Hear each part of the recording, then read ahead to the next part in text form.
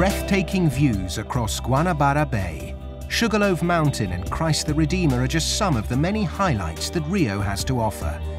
One of the city's best-kept secrets, though, is a forest, the largest urban forest on Earth. We're in the middle of the city of Rio de Janeiro. Tijuca Forest is actually part of the Tijuca National Park, which was inaugurated in 1961. It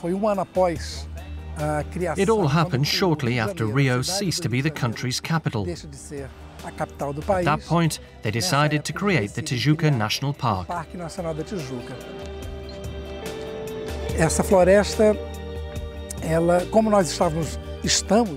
This forest is very close to the center of Rio,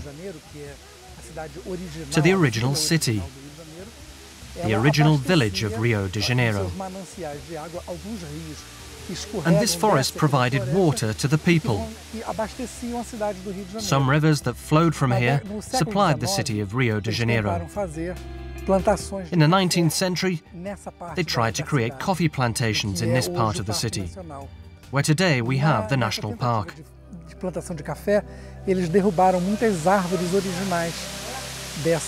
They felled many trees to make way for the plantation.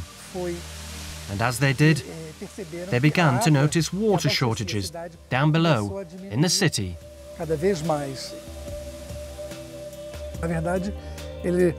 In reality, the coffee economy didn't produce good results here.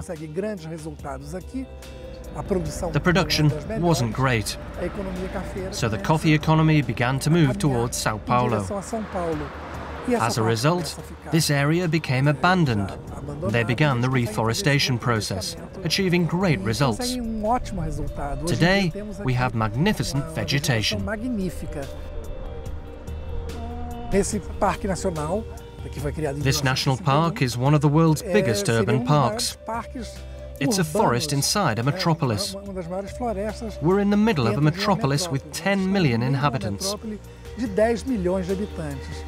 The local population of Rio de Janeiro has free access to this area.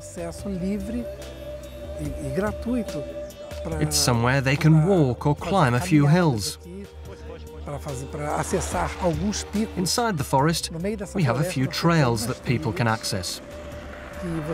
Trails that take 1 or 2 hours to complete, and which take you to the highest points of the city of Rio de Janeiro.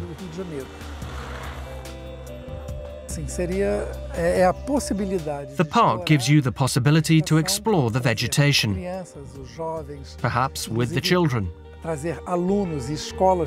In fact, many schools often come here on field trips. Rio de Janeiro offers them the possibility to have field trips inside the city,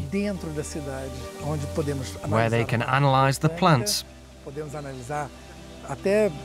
And by climbing to the city's highest points, you can also analyze the geography of the city. And all of that, within a wider project, is interesting, because we can link it to biology. All disciplines can be interlinked in one single trip to the Tijuca Forest.